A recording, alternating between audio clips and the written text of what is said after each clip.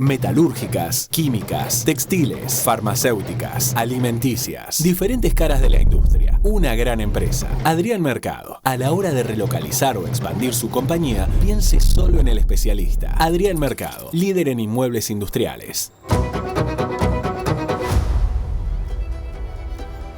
Hola amigos, muy buenas tardes. Un gusto darles la bienvenida a esta nueva edición de Voz y Voto. Hola Fede, querido. ¿Cómo estás, Flor? Muy bien, muy bien. ¿Bien? Una semana intensa, ¿no? Es algo que repetimos siempre cuando empezamos los programas. Hay que encontrar más sinónimos a intenso. Pero en Argentina. No hay diferencias. Todas las semanas son No hay tregua. A pesar de que tuvo dos feriados de carnaval con un muy buen desempeño turístico, especialmente en la provincia de Córdoba. El turismo rindió mucho. Pero eso no implicó que cesara toda la discusión en relación a la reforma laboral y su segunda sanción. Y también está dando vueltas ahí un tema que es muy importante, que el Congreso también tiene que tratar nuevamente, darle la segunda sanción, que es el régimen penal juvenil. Exactamente, que tiene foco, aunque no es el único tema, en la baja de la edad de la imputabilidad. Se había planteado primero un proyecto a 13 años, finalmente el acuerdo quedó en 14. Pero bueno, tiene más elementos la ley que no terminan en eso y que son interesantes para debatir, ¿no? Bueno, ese debate es el que queremos enriquecer, queremos entender mejor y por eso estamos con Liliana Montero, secretaria de Salud y de Desarrollo Humano de la provincia. Hola Liliana, ¿cómo estás? Hola Flor, Fede, ¿cómo andan? Un gusto. En los hechos, más allá de la corrección del cargo, sos la ministra, sos la autoridad de esta área, entre las que tenés minoridad, venís trabajando mucho en esto. Los diputados que responden al gobierno provincial acompañaron esta media sanción, ¿no?, del régimen de la ley penal juvenil. ¿Cuál es tu mirada? Las críticas que uno escucha se centran, entre quienes lo votaron, digamos, y no lo rechazan de plano, se centran sobre todo en que no garantiza la financiación de los recursos que tendría que poner a jugar para que realmente los chicos de entre los 14 y los 16 que delinquen sean rescatados, acompañados. ¿Es así? ¿Ese es el punto débil? Sí, creo la primera cuestión que me parece importante es la siguiente, ¿no? Nosotros veníamos con una ley penal que era muy vieja, de la época de la dictadura, ¿está claro? O sea que vamos primero por lo positivo. Como buena psicóloga siempre es importante decir lo bueno para después que el paciente tolere lo que no es tan bueno. Entonces, lo primero es decir, ¿es importante que hayamos avanzado en la sanción de una nueva ley penal juvenil? Sí, es importante. Primera consideración, más allá de si a mí me gusta el 100% de la ley o no me gusta, yo tengo que tener la sensatez de decir, era un debate pendiente en la Argentina y está bueno que hayamos avanzado en eso. Segunda consideración, me parece que es importante saber que una ley penal juvenil es algo muy complejo, es una ley de fondo, es una ley que marca el destino de un país. Y hay tres corrientes muy importantes en el marco mundial, ¿no? Las leyes que tienen una mirada exclusivamente punitivista, es decir, la pena es exclusivamente la pena, la mirada de la pena. Las que tienen una mirada mixta, es decir, la pena y la resocialización, o quienes tienen una mirada exclusivamente de resocialización. Esta ley uno podría, mirándola con mucho cariño, podría decir que intenta estar en lo mixto, ¿no?, entre la resocialización y la pena. Lo que pasa es que cuando la miramos a profundidad, casi todo lo que intenta resocialización termina con la amenaza de la pena. Es decir, bueno, si no pasa esto, ¡pum!, la pena. Si no pasa esto, ¡pum!, la pena. Y en definitiva, la pregunta que nosotros nos debemos hacer es ¿cuál es el objetivo de una ley penal juvenil? El objetivo de una ley penal juvenil siempre es evitar la reincidencia, es decir, que haya nuevamente un delito por parte del joven, en este caso, que delinquió. Por eso siempre yo he dicho que la discusión de la edad, a mi criterio, era una discusión falsa. ¿tá? Lo que importa es todo ese andamiaje, por eso el tema del financiamiento no es menor. Y acá yo quiero traer que hicimos en Córdoba antes de que el Congreso, ¿te acordás que el año pasado el Congreso empezó a discutir esto? Otros años también, no es una discusión nueva en la Argentina, siempre se trabó por algo.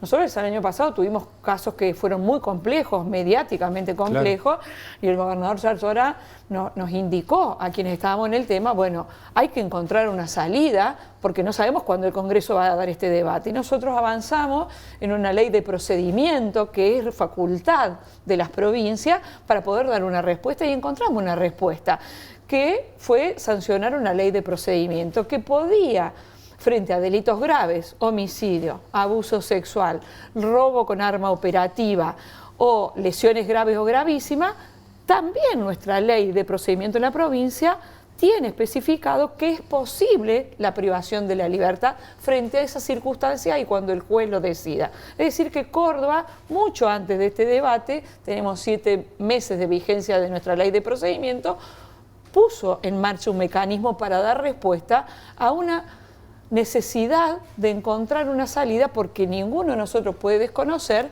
que hay jóvenes en edades más tempranas de los 16, que era nuestro tope, que empuñan un arma. Pero voy a dar un dato porque a mí me parece importante.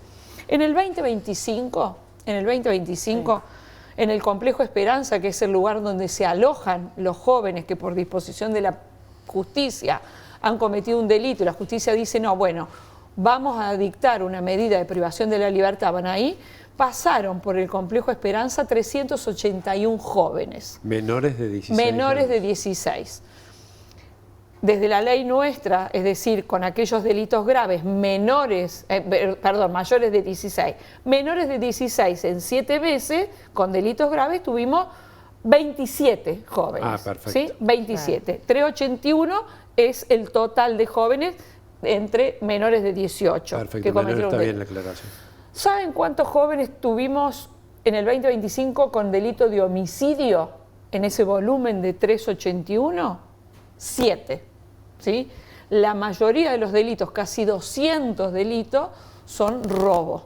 ¿Sí? Eso es lo que nos habla de la inseguridad en el delito juvenil. Eso es importante porque la magnitud que tuvo el debate no se condice con el porcentaje de delitos a manos de jóvenes. Viste que está de moda decir dato mata relato. Sí, ese es el dato. Otro dato interesante, el delito está casi circunscripto a una cuestión de género, ¿no? De los 381, solamente el 3%, 13 fueron mujeres, ¿tá? O sea que hay una connotación. ¿Qué explicación tiene eso? Bueno, tiene que ver también con cuestiones de cómo el joven se inserta más tempranamente en el grupo, en la banda, con qué responsabilidad el abandono escolar, el consumo problemático de sustancias y demás. ¿Vos considerás, esos Lilian, datos son importantes para qué? ¿Qué hicimos nosotros? Porque a mí lo que me interesa es pensar en las víctimas. Cuando yo pienso en las víctimas, digo, yo tengo que diseñar una política penal juvenil que impida la reincidencia para que haya menos víctimas. Ese es el objetivo de la ley. El objetivo de la ley es que cuando yo hablo de reintegración para que no haya más víctimas. Claro. Entonces hicimos un programa que el gobernador nos encargó a varios ministros, intervenimos 3 ministerios, el Ministerio de Laura Ayure, de Desarrollo Social, el Ministerio de Justicia, el Poder Judicial, organizaciones no gubernamentales como Cáritas, como Escuelas Ocurrentes, como la Fundación EMAE, y tenemos un programa de reintegración sociolaboral que trabaja sobre mujeres, que trabaja sobre varones y que trabaja sobre jóvenes. Bien. El año pasado tuvimos 40 jóvenes de estos que estuvieron en el Complejo Esperanza con Escuelas Ocurrentes. De esos 40, ¿sabes cuántas bajas tuvimos por reincidencia? 5. Es decir, que cuando uno trabaja seriamente, ¿sí? Está bien. Hay programas que dan resultados. A eso me refiero yo cuando la ley que se ha sancionado no tiene impacto presupuestario, y es lo que han cuestionado los diputados nuestros. Déjame no tiene que te impacto pregunte, presupuestario para esos programas y no tiene impacto presupuestario para la infraestructura cuando hablamos de privación de la libertad. Déjame que te pregunte más allá que, bueno, hablabas del tema del debate sobre la edad. ¿Qué opinás vos sobre los 14 años? Porque es un tema central para la sociedad, se discutió mucho y fue parte de la negociación. ¿Vos considerás que está bien los 14 años como Yo creo, como lo he manifestado cuando nos ha tocado el debate en Córdoba, que frente a delitos graves, como lo hemos especificado en Córdoba, es necesario fijar la posibilidad de que un juez determine alguna institucionalización para cuando se cometen estos delitos que son gravísimos, que nos permita trabajar. Y lo digo, mira, te voy a contar algo que no lo he contado nunca. No lo he contado nunca. Ustedes saben que yo tengo de profesión, soy psicóloga. Y he asumido personalmente algunas intervenciones en el marco de mi función, no como ministra, sino como psicóloga, de mirar qué pasaba con algunos de los jóvenes que teníamos con delitos gravísimos. Trata de entender. para poder saber y para poder también ayudar a los equipos a decir cuáles son las intervenciones que se deben hacer. Porque cuando yo tengo un joven que delinquió 17 veces, ¿sí? Pero no tenía 5 diagnósticos, Uno decía que tenía una discapacidad, otro decía que tenía una psicopatía, el otro decía que tenía un déficit no sé qué. Yo, que soy bastante inquieta y que además me caracterizo por estar encima de los temas, ¿saben qué hice? No leí todo eso y me quedé esperando a ver que digan cuál es el plan de acción. Es el chico de la tobillera, no importa que se le cuál es. Me senté tobillera. y durante 7 entrevistas de más de 1 hora y media hice lo que sé hacer hace 30 años, que hace el psicodiagnóstico completo de ese joven, mirar cuál era su estructura para poder hacer un plan de abordaje. ¿Y qué conclusiones Entonces, sacaste?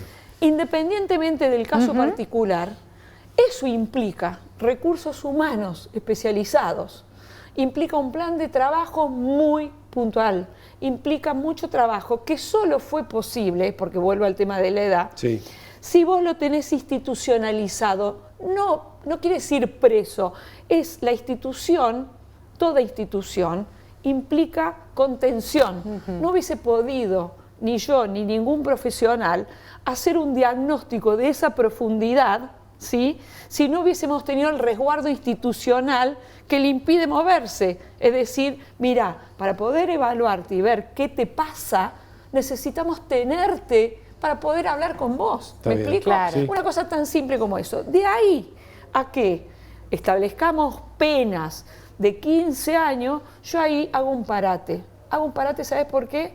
Porque no está demostrado, no en la Argentina, en el mundo está demostrado.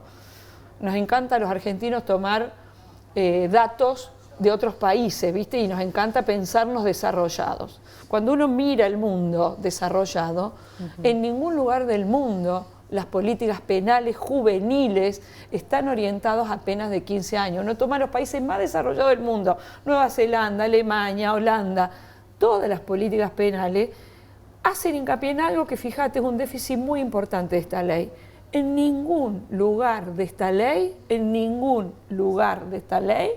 se habla de lo que el mundo avanza, que es la justicia restaurativa. No estás muy convencida de la ley, me parece. Yo creo que tiene bemoles, tiene cosas, han tenido la intención, ¿sí? Pero se han quedado en que, bueno, hay una demanda de castigo, entonces se han quedado ahí. Y sí me preocupa, ya como funcionaria de la provincia, porque hay una realidad, en 2 años no he tenido ni una conversación en que me llamen y me digan, che, escúcheme, ministra de Córdoba, ¿cuáles son las políticas que Córdoba está implementando en materia penal de juvenil? nación, ningún funcionario. No. Cuénteme cuánto le sale a usted cada joven que usted tiene en el Complejo Esperanza. Claro. Cuénteme, porque nuestros diputados sí contaron en el debate de comisión la licitación, que hoy está en proceso de adjudicación, del campus Papa Francisco, que el gobernador, a instancias de un estudio muy profundo que hicimos de cuál debía ser la característica de esa institución, los arquitectos trabajaron, los profesionales trabajaron, y que fue licitada recientemente en 18.000 millones de pesos. Eso, entonces cuando yo digo, che, Córdoba licitó una infraestructura para 125 jóvenes en 18.000 millones de pesos. Y la ley nacional prevé 23.000 millones de pesos para toda la Argentina, que además no va a ser asignada a las provincias, es asignada al gobierno nacional. Y además ustedes saben que yo he sido legisladora 8 años, y si algo he aprendido es a redactar leyes tramposas. ¿Sí? Sobre todo por el lugar el que tenía. Está bien. Entonces he aprendido claramente que cuando una ley dice, el gobierno podrá ¿sí?, convocar a las provincias a sentarse a dialogar sobre el presupuesto. No lo obliga. No te obliga. Cuando vos querés obligar, decís, el gobierno nacional deberá sentarse con la provincia. Entonces, el otro día le decía a algunos colegas de ustedes, me tendrán a mí, siendo la primer ministra funcionaria de una provincia, tocando timbre para que el podrá se transforme en deberá.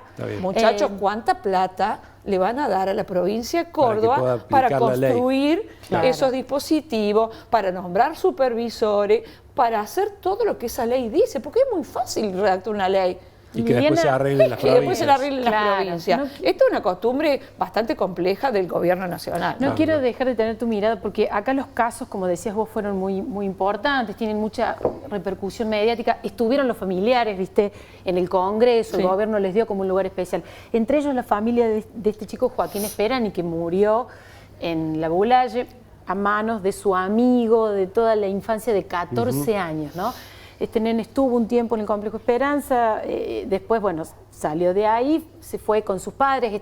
Imagino yo, la provincia, no sé, sigue teniendo un vínculo con ese chico. ¿Qué te parece ese caso y qué se puede hacer entre lo que nos puedas contar con ese chico? Todos los casos incluyen el drama de la víctima, el drama de la familia de la víctima. Yo conté que en el 2025 transitaron por el complejo 381 jóvenes. Hay 381 dramas atrás de esos 381 jóvenes que delinquieron, porque hay 381 víctimas, Claro. familias o personas. Por lo tanto, en cada uno de esos hay una víctima sobre la que nosotros tenemos que trabajar y ocuparnos y con la que tenemos que colaborar con la justicia.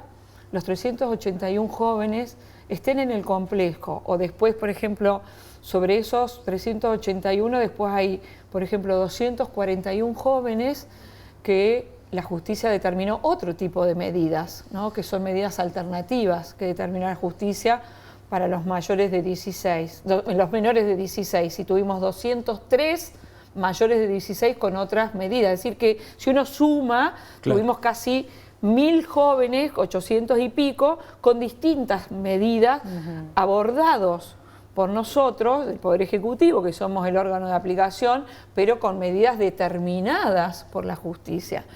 Entonces vos tenés como doble vía. Por un lado, el abordaje de las víctimas y por el otro lado, el abordaje que nosotros debemos hacer de quien ha delinquido para evitar esa reincidencia. Nuestra función no es una función de mirada, ay, pobrecito, porque muchas veces se confunde, ¿no? El pibe que decidió empuñar un arma, ¿sí? Yo siempre digo algo que me lo enseñó un sacerdote. No es que no solamente no le importa la vida del otro, ya no le importa tampoco su propia vida. Y a mí lo que me preocupa a veces del mundo adulto es que nosotros estamos mirando a ese pibe que empuñó el arma y nos preguntamos muy poco sobre quién es el adulto que le puso el arma en la mano. Entonces sí me parece, hay un artículo de la ley que a mí me parece importante. De esta ley nueva. Sí, que es la responsabilidad civil de los padres y los tutores, que es muy discutido, Pero yo también digo, bueno, los adultos nos tenemos que empezar a hacer cargo. Está Digo, claro. yo tengo hijos, me tengo que hacer cargo. Está clarísimo. ¿Estamos? Porque no tenemos que, bueno, esto de alguien, y también nos tenemos que hacer cargo, que las armas circulan en nuestra comunidad, que están, y que alguien le dice a un pibe, tomá, porque total a vos no te va a pasar nada. Y que el pibe muchas veces no tiene esa capacidad para eso. De todos modos, yo digo, en eso hay que ir como en varias líneas. En primer lugar, siempre, absolutamente siempre, las víctimas. Perfecto. Y de ahí pensar que todas las políticas que nosotros llevamos a cabo tienen que estar miradas para que no haya reincidencia, para que no haya nuevas víctimas. El tema de la discusión es cuáles son esas políticas, cuáles son los presupuestos que le ponemos a esas políticas. Clarísimo. Bien. Bueno, muy interesante, como siempre, poder dialogar con vos. Así que muchas gracias. No, gracias. por Muchas venir. gracias, Liliana. Se nos Muchísimas acabó el gracias tiempo. a ustedes. Interesantísimo el tema, va a seguir, por supuesto. Bien. Vamos al primer corte, ya volvemos a hablar de economía y más política también.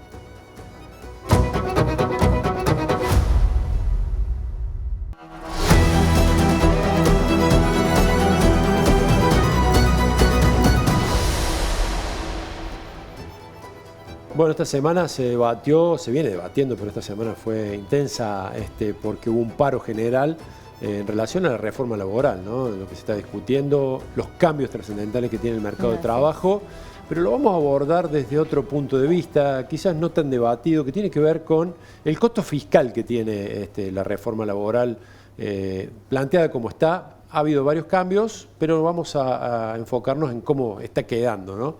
Está con nosotros Nadine Argañarás, bien dicho, ¿cómo andás, Nadine? Presidente de IARAF. Bueno, estudioso de todo lo que tiene que ver con las cuentas públicas. Publicaste un informe sobre el costo fiscal de la reforma laboral. ¿Cuánto resignaría el Estado para que intente el mercado laboral reactivarse? Bien, en el proyecto original, el Estado nacional con las provincias resignaban aproximadamente 5.000, 5.500 millones de dólares, sumando la reducción de contribuciones patronales por ese fondo de asistencia laboral que se crea, sumando la reducción de impuestos a las ganancias porque había una baja de alícuotas a las empresas, y sumando también la desaparición de ciertos impuestos que hoy existen en Argentina, como el impuesto al automotor, impuesto a la telefonía móvil, que dejan de existir con esta ley. Eso daba unos 5.000, 5.500 millones de dólares. Ahora, no tenés más ya la reducción de ganancias porque se acordó y se sacó ese capítulo. Las provincias ahí. Exactamente, o sea que ahí no solo evitaron perder plata las provincias, sino también la nación, porque es coparticipable. Sigue vigente lo de estos impuestos internos que se eliminarían. Y en el tema de la reducción de contribuciones, antes era 3%, ahora pasó a ser 2,5% para pymes y 1% para empresas grandes. Entonces ahí tuviste una reducción a 2.200 millones de dólares de costo. O sea que les diría que el costo de este proyecto es la mitad del original. Ajá. Bien. Entonces, en la situación fiscal que se encuentra Argentina, tanto la nación como las provincias, diría que es mucha plata en términos relativos, ¿no es cierto? Porque estamos con nación que arrancó el año con una pérdida de recursos del 8% y con provincias que en el último año vienen con el mismo dinero contante, digamos, o sea, sin ningún aumento real. En ese contexto, bueno, esta baja obviamente le genera cierto alivio. Es una apuesta que la ley reactive la economía y que se compense con actividad, me imagino. Claro, con mayor blanqueo, aparte de empleo. Claro, en el caso del empleo y del blanqueo, la ley tiene un capítulo que es un régimen de incentivo a la formalización laboral que baja hoy la contribución patronal en Argentina es del 27% del sueldo bruto. Lo baja al 15%, ¿sí? O sea, 12 puntos porcentuales del salario bruto. Ese cambio, obviamente el gobierno lo considera que va a ser un incentivo para que empieces a blanquear gente que está en negro o para que el nuevo empleo tenga menor carga. Eso dura un año, o sea que vos tenés un año para contratar trabajadores en esa condición y al trabajador que contrates por 4 años tenés esa baja de carga. Después de los 4 años ya irás al régimen general. O sea, el incentivo es un incentivo temporal. ¿Te parece lo suficientemente atractivo para las pymes? Es atractivo en el sentido de compararlo con la situación actual. Lo que pasa es que esta ley per se no va a generar empleo.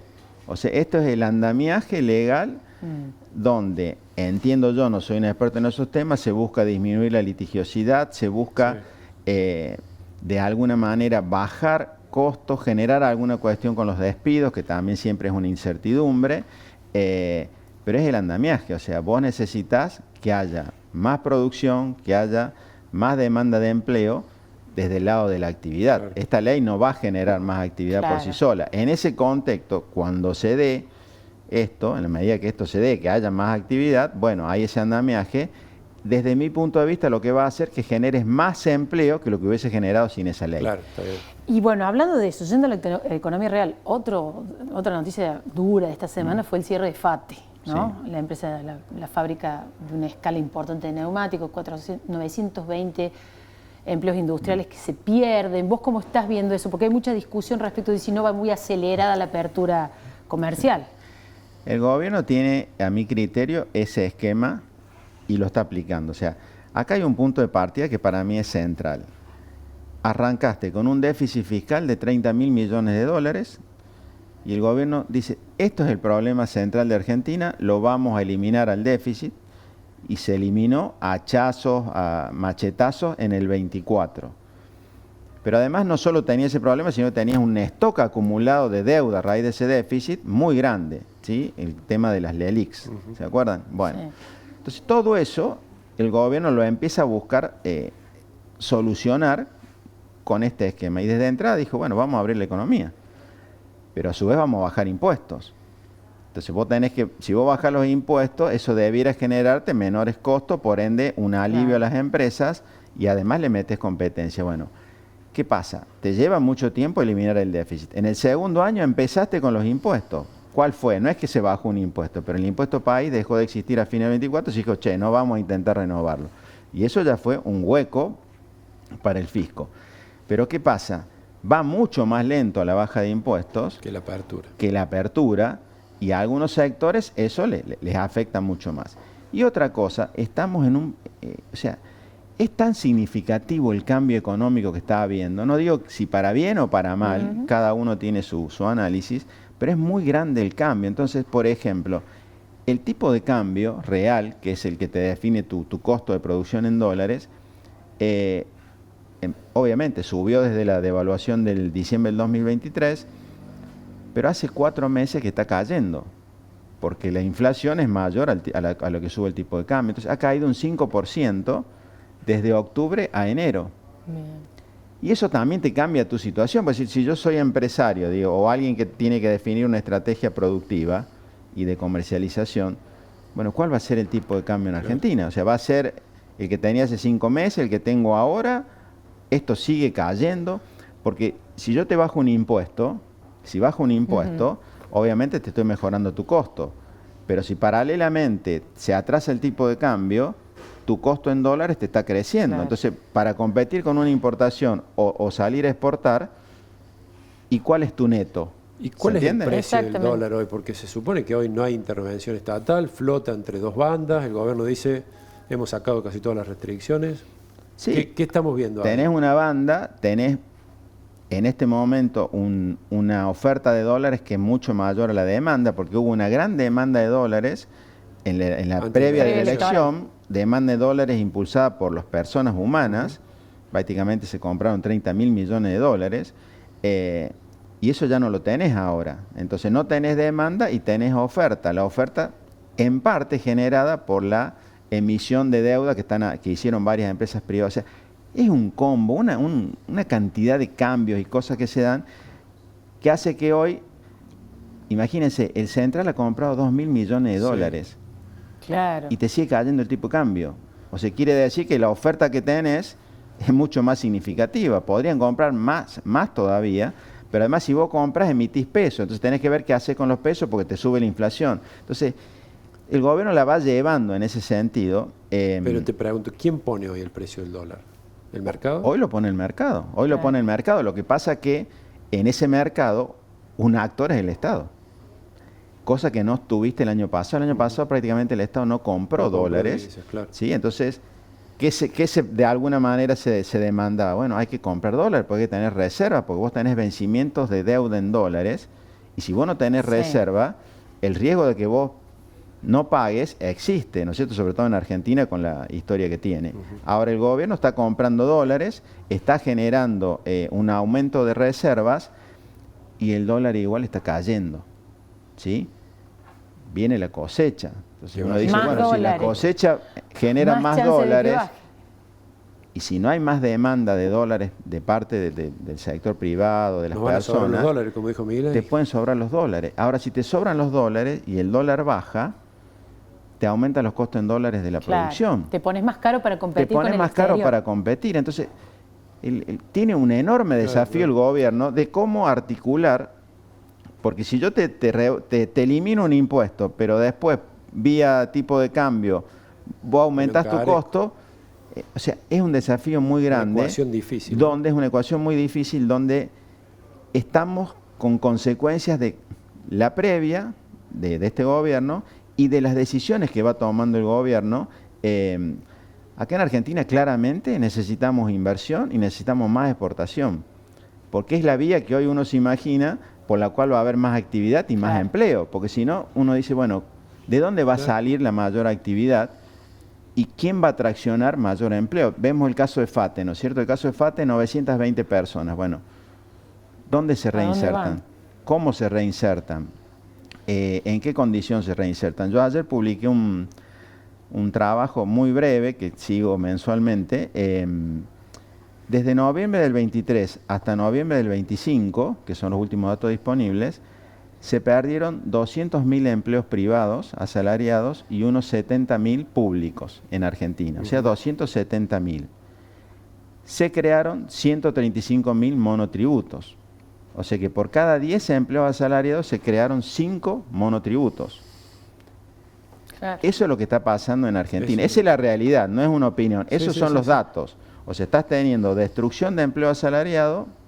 Creación de empleo independiente. Y estás creación de empleo independiente, que muchos dicen que eso es precarización y demás. Entonces, esa es la realidad. Ahora, con esta reforma laboral, entiendo que el gobierno busca de alguna manera retomar la senda del empleo asalariado formal que tiene mucha más cobertura y mucha más sostenibilidad social, mucha más calidad, ¿no es cierto?, que el empleo independiente. Clarísimo. Bueno, Nadine, muchas gracias. Muchas gracias. Fue un gusto hablar con ustedes. Muy interesante todo. Bueno, hablemos de política en un ratito, ya volvemos con la mesa. Con la mesa de tres.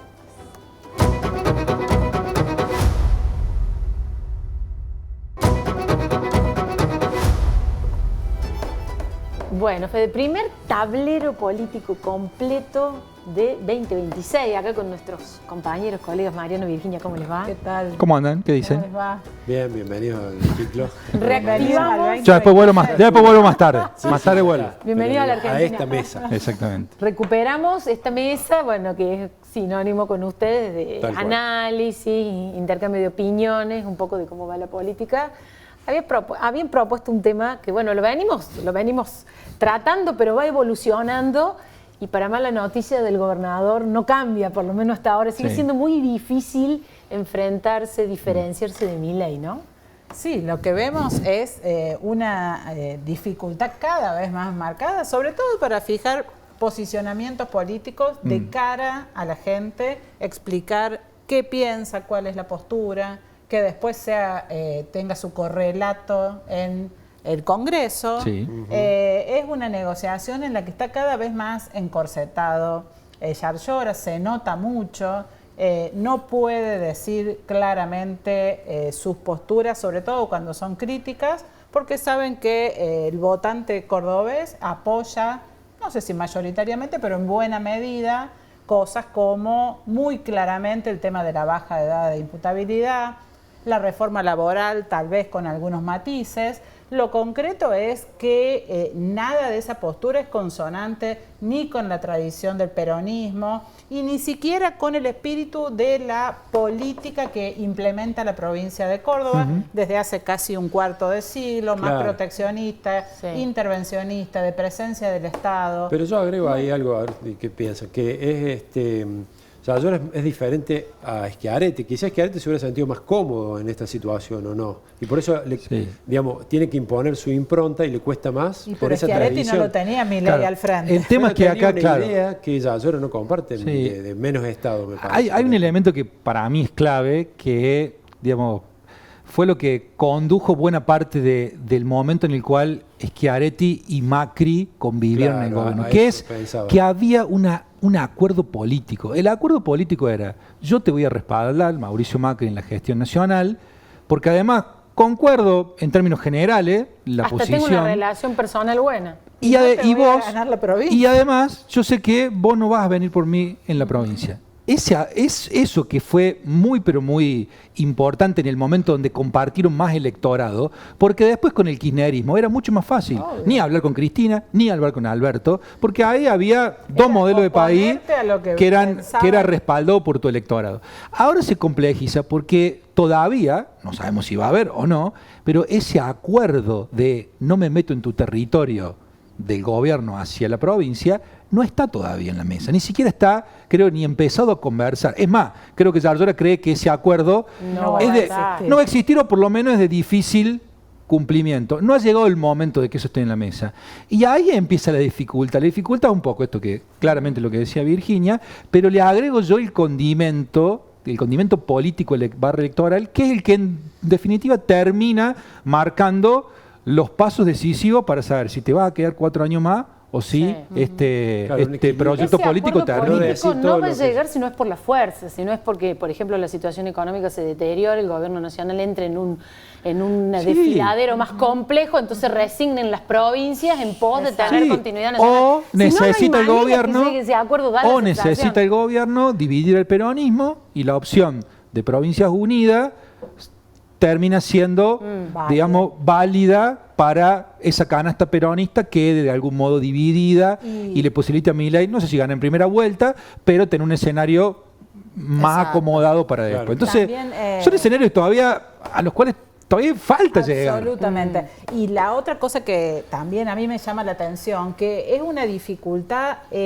plena de posicionamiento frente al gobierno nacional. ¿Sí? Ni siquiera es una dificultad impulsada por la oposición local, que está en unos líos tremendos entre ellos, todo indefinido, peleado. Y también tiene un problema de orientación, de mensaje, de ubicación, excepto la oposición de La Libertad Avanza.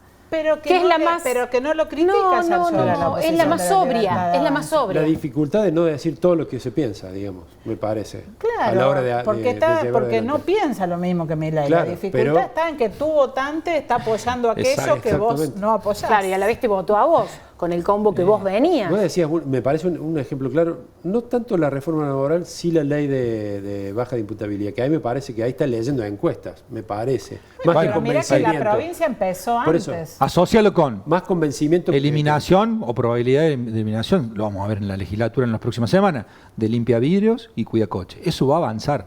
O sea, va a haber algún tipo de límite, no sabemos qué van a terminar consensuando. Pero va en línea con la nación, es decir, no sé si la palabra es mano dura. A la secretaria, ministra Montero, que se nota que no le cuadra la ley, ¿no? Lo dijo abiertamente, pero sin embargo me parece que ahí hay un problema de votante, ¿no? De a quién le estamos hablando. Y además la provincia se adelantó el año pasado con un cambio que permite, que fue lo que explicó la ministra. Pero la ley no termina de ser algo que... Sí, aparte hubo no en lo estructural, pero sí hubo cambios en el posicionamiento de la provincia, tanto en relación a la ley penal juvenil como a la reforma laboral. Exacto. Se empezó con una amague de crítica mucho mayor y luego se fue tomando matices, incluso acompañamiento legislativo. De hecho, no hubo foto en el caso de la reforma laboral con la CGT. Otro punto que a mí levantaron me llama... una reunión, Yardor explica que había sido una semana antes, pero lo cierto es que no hubo. Otro punto que a mí me llama mucho la atención es que muchos posicionamientos críticos que intentó la provincia con la nación eran en defensa de sectores productivos que apoyaban lo que decía la nación y no la resistencia de la provincia. Eso creo que es la muestra extrema de la dificultad política que tiene. Sí, la diferenciación sigue siendo mucho por la gestión. Es como decir sin decir, ¿no? Subrayar decisiones de gestión, anuncios y demás, que son distintos, que contrastan pero sin no llegar hasta ahí. Y en algunos casos, algunos triunfos pírricos de la provincia, por ejemplo, la discusión sobre la pertinencia o no de los festivales y lo que genera la economía naranja y demás. Milei hizo de eso una bandera simbólica de batalla cultural. La razón fue la época de ley de depósito. Claro, la razón la terminó teniendo el gobierno. Además, el propio Milei vino a Jesús María, tuvo que admitir eso. Ahora, por eso no pagó ningún costo. Es más, le terminó sacando jugo. Exacto. Es como que Milei siempre te mete en una... de la incoherencia. No, para nada. Cantó en el festival que había criticado un año atrás. Absolutamente, y le sacó todo el jugo posible. Es realmente un desafío. Por eso, esta cosa de decir, ¿cómo no vuelve al frente mío como una referencia a algo que contraste más abiertamente? Porque en los matices es como que es difícil separarse y además un matiz que, unas ideas que los cordobeses han comprado pero abiertamente. Claro. Sí. Tal cual. Exacto. Es que esa permisividad con Milei tiene que ver también con mucho cansancio y mucha decepción de la política más tradicional previa, ¿no? Sí. Y esta cosa que él llegó y como tiene coherencia en mucho de lo que dijo y está haciendo. Es su triunfo. Todavía tiene el crédito. El hecho de no tener pasado todavía le da ese crédito a Milei. El problema es que el problema ahora es que lo que dice Mariano no está claro el acuerdo, porque antes los mismos votantes votaron a Milei y a Yardor en un año, en cuestión de meses, digamos, ese mismo votante lo hizo. El tema es si lo va a volver a hacer. Sabemos. Eso es lo que no sabemos. Bueno, Va a muy ser interesante. un 2026 donde todo esto me parece que va a quedar resuelto. Bueno, los esperamos, En el transcurso de este año. en voz y voto. Esta mesa Dale. tiene larga vida y va a arder mucho. Dale. Bueno, gracias. Por favor, ustedes. Vamos al final con el bajo palabra. Quédate, Mariano. Sí, sí, ya mismo. Está bien.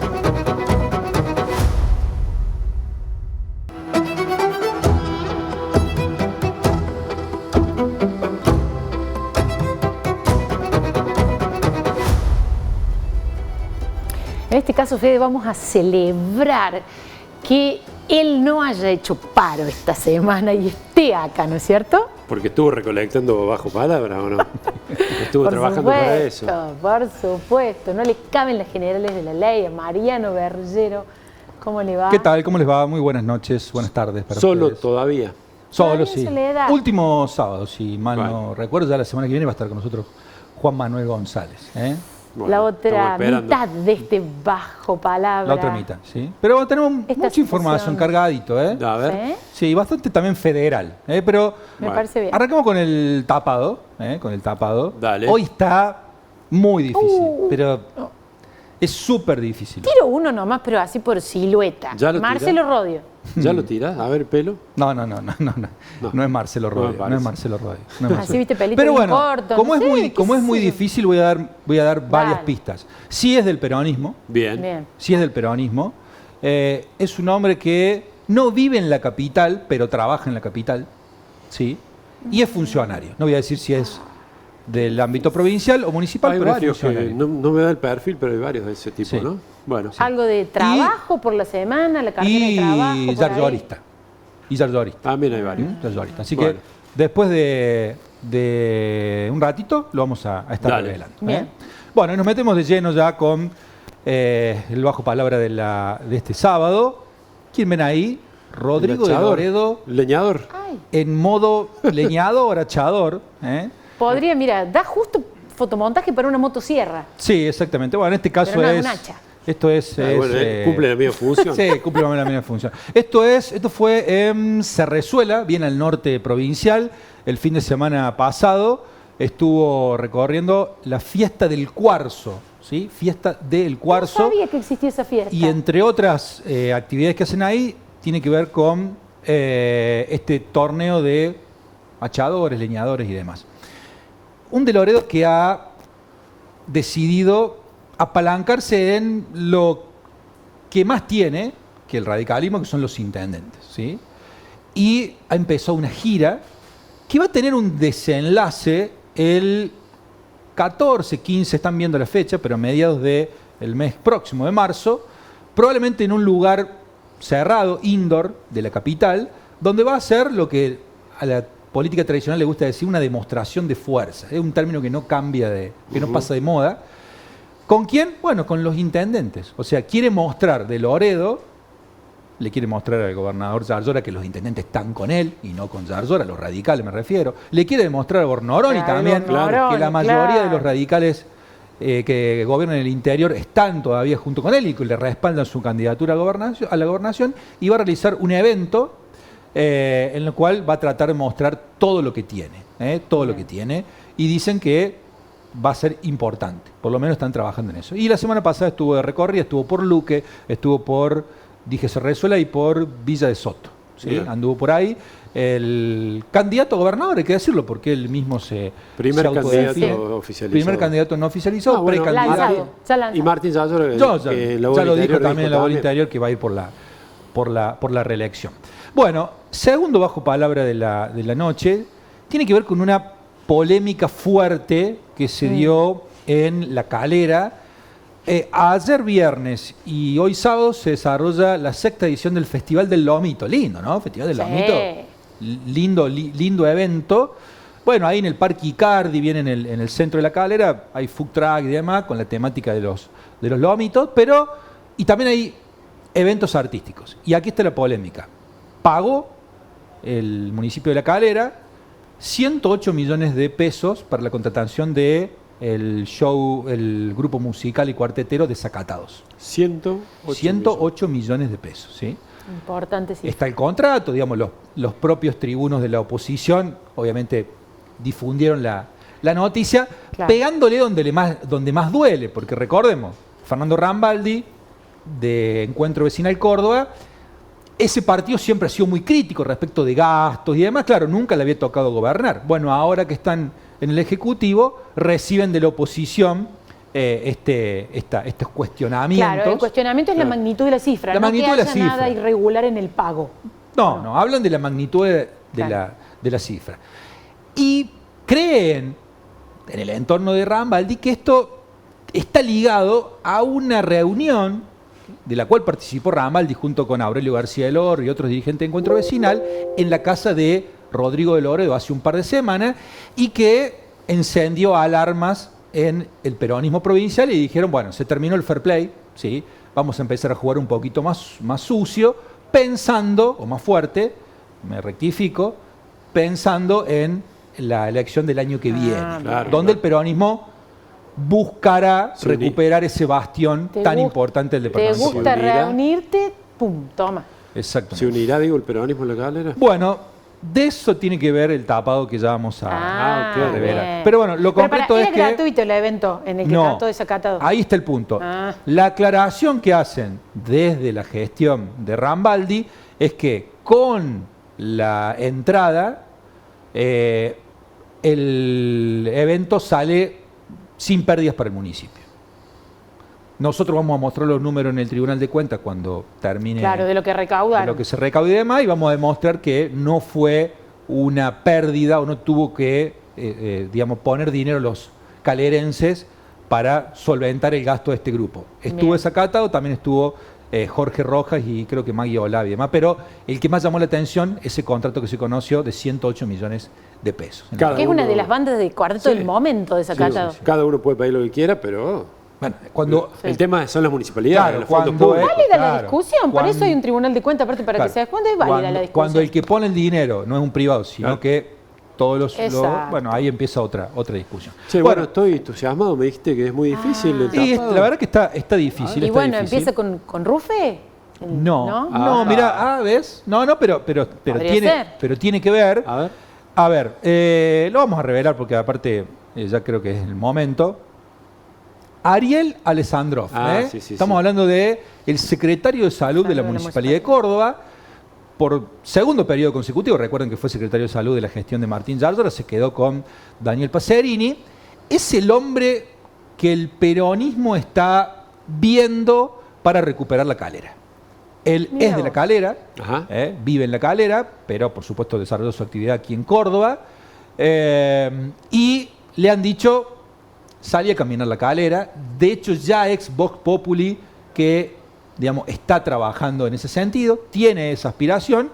Es un hombre del yardorismo, es un hombre que puede unificar el peronismo, sería alguien que, los primos Rufail podrían digerir en el marco de ya una reconciliación que se ha dado. Bueno, perdiste por dividirte, para la próxima te tenés que amigar, eso ya está encaminado, y este señor sería la carta. Lo guardemos en el archivo esto, a ver si de acá a un tiempo se termina de confirmar. Empezamos a ver este nombre más sonando, apareciendo más dando vuelta ahí por la Calera. Ya sabemos por qué. Totalmente. Bueno, ahora sí vamos a cerrar con el mejor, con Pablo Chumbi. A ver a quién chumbió. Y creo que estaba medio cantado, ¿eh? Valga la el la Coquín Rock, que es un gran festival, lo hemos disfrutado, fuimos y todo, pero se convirtió en un escenario de la política, ¿no? Sí, la verdad que venía bastante alejado de la política. De hecho, Yárzora es la primera vez, el gobernador Yárzora, la primera vez que un gobernador va al Cosquín Rock a visitarlo en el momento en el cual se está desarrollando. Otras veces van en la previa y demás. En este caso, a ver cómo se va armando todo. En este caso estuvo Yárzora. Tuneado también para la ocasión, lo vieron que estaba con una gorrita. Sí, por eso lo he hecho rockero. Estaba con una remera negra. Remera. Mirá los chupines que le puso. Dos remeras lo vi, una remera diferente para... Sí, tenía una remera muy... Camisa suelta. Muy cool. Arito no le vi a Arito, pero ahí tiene. Sí, confundió a un periodista. La Vincha tampoco. Confundió a un periodista de La Voz que es muy parecido a un. Sí, a Germán Arrascaeta. De una banda con el de estelares, pero bueno, nada. Lo confundió mucha gente. Pero bueno, lo cierto es que el gobernador estuvo en Cosquín Rock dándole un aval también institucional a los eventos. Es un sello. Queden en la gobernación que finalmente terminaron ganando 2 años después la batalla cultural contra Milei, sin enrostrárselo, pero aquello de que... ¿Se acuerdan que Milei había dicho que se la merece en este caso, Yarlora, seamos justos, porque allá lejos de hace tiempo, en el inicio de la gestión Milei, cobró innecesariamente cobró mal por apoyar todos los eventos y los festivales. Probablemente por desinformación del propio Milei. Cobró José Palazzo, que le contestó al presidente X. Bueno, ahora un éxito el Cosquín Rock, todo el mundo va. Exacto. Y es parte también de esta, el gobernador. De esta nueva forma de comunicación más cercana, más desacortada. ¿Se acuerdan? Habíamos dicho acá el callejero. Claro. Bueno, no solamente callejero, sino también en muchos eventos. Ha estado en muchísimos festivales este verano, que todavía no ha terminado, y seguramente lo seguiremos viendo. Veremos si le da resultado. Sí, después que el objetivo final, ¿no?, de las elecciones. Absolutamente. Bueno, buenísimo. Muchas gracias, Mariano. Por favor, a ustedes. Con mucho rock lo hizo esta vez, ¿no? ¿Quién? Mariano. Pensé que Yarlora. No, Mariano sí, tal cual. Bueno, la semana que viene ya los tenemos completos, ¿eh? Así que no se pierdan la banda. La banda, vuelve la banda. de Golden Rockets. Bueno, y muchas gracias por acompañarnos. Déjame agradecer, Fede, a Moravia, que me acompaña siempre. Dale. Esa hermosa marca de Córdoba. Y nosotros los hombres Azaros, que también nos acompañan siempre. Así que le mandamos un saludo a todos los chicos de ahí de la tienda del shopping. Nos vamos. Que tengan una hermosa semana. Chao.